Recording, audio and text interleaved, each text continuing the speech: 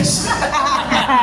Anyway, thank you for this. My first PNPC star kasi yung na-nominate sa akin noon, Deception, from the movie of the same title, hindi po nanalo. Yung kay Claudine Barreto at kay Mark Anthony. And I'd like to share this trophy with Nanay Christy Fermin. Kasi ito pong kantang ito, I composed it within 10 minutes pagkatapos kong binasa yung script ni Eric Ramos. Matagal na po akong kumakanta, kapatid na Gladys. Naiyak ako ron sa pan. Ginawa ko kaya lang hindi pinadala ko kay Nanay Christy para ayusin niya yung Filipino kasi tagalista yun eh.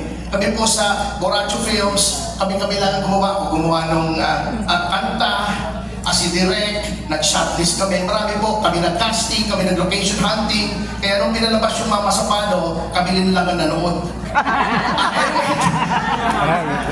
Maraming salamat po at daghang salamat sa PNPC. Thank you and God bless the Filipino movie industry.